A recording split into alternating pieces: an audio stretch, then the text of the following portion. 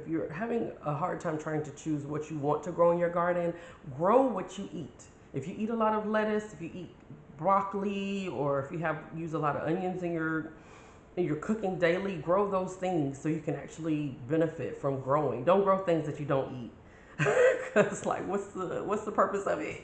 If you have it in your backyard and you want to be able to utilize it, go ahead and grow what you know. Grow what you eat, because it will actually inspire you to continue to grow and continue to add more to your garden if you have the space or not in your backyard. So grow what you like to eat.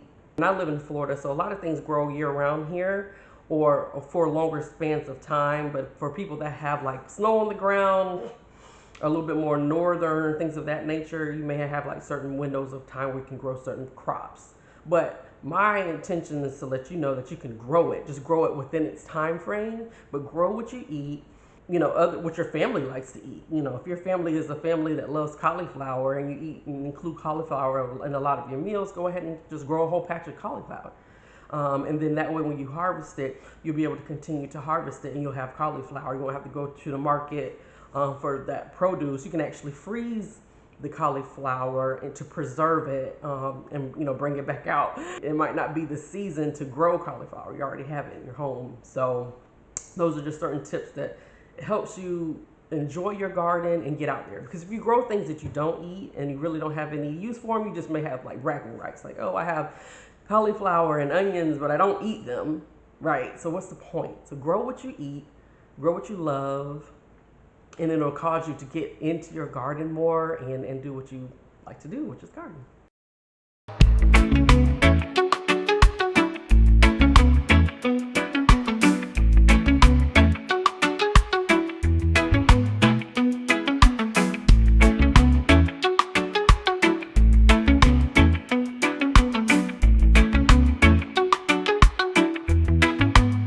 My son said he's gonna help me today harvesting, so we'll see how much he helps me today. Was pulling the wool over my face, but he's gonna be my helper today. He's 9, going on 21.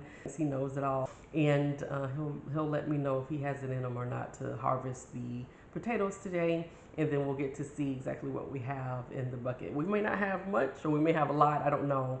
That's one type of surprise that you get when you grow potatoes, especially sweet potatoes.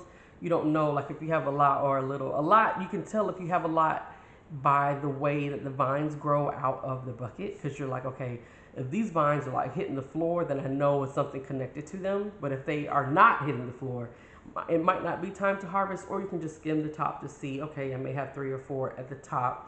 But if you have a big enough bucket, they can grow all the way towards the bottom. So you can have a whole bucket full of potatoes and not even know it. Clear sign is to have all of the leaves coming off hitting the ground. See where I'm saying that the leaves are flowing down to the ground from the top of the pot or the bucket, right? And so that lets you know that it's something down there once you remove all of this greenery, even though it looks a hot mess. You can see how far the leaves have sprouted from this pot. So today we'll be removing the leaves just to see what we have in there. Hopefully we have some. The color of the leaves also lets you know that there is life at the end of the vine as well, right? So it's a lot of greenery we have still here, even though it looks a little run down, right? But it's been out here for at least 4 to 5 months. So being able to dig all the way at the bottom and see what we've harvested. Hopefully we have some really good sweet potatoes or regular potatoes, or maybe we might have a split. I'm not sure, because my husband said he basically put potatoes in it. He didn't tell me exactly what kind they were, so we're just gonna go in with caution and see what we got. How about that? Gardening can also be good for children, especially really, really young ones like toddlers, all the way up to 10. I think around, you might lose them like around the teenage years, but at least the toddlers, they love to get in there, play in the dirt, and help mom or dad to get out and harvest the plants and or plant them as well. So they also like the seedling part where you are able to germinate seeds. You can do that in your home, and I can show you how you germinate seeds, and it's easier to do it that way because they've already sprouted by the time you place them in the ground.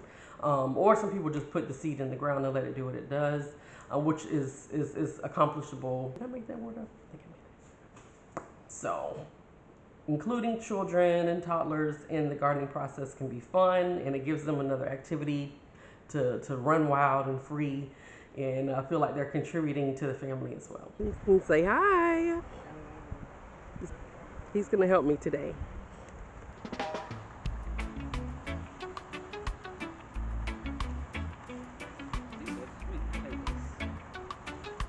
Connected to the vine. Can you see me doing all this?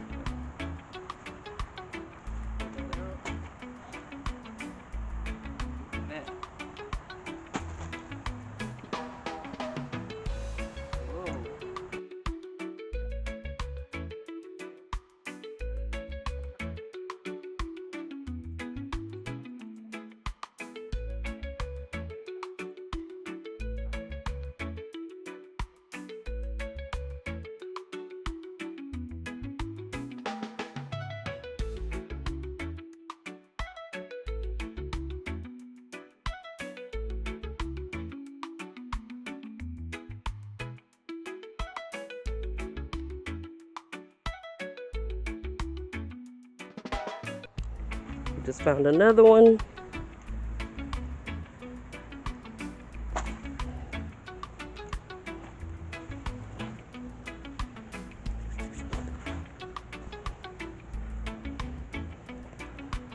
Okay.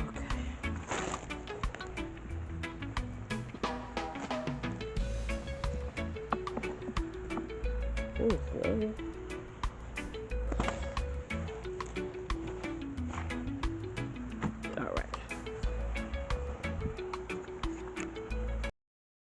So if you want to keep growing these, what you'll do is you'll take one that's sprouted out that still is connected, that you know you're not going to use.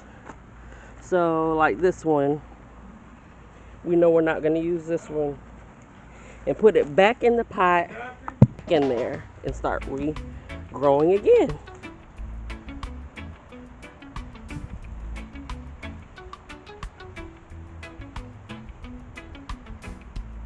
Why you didn't?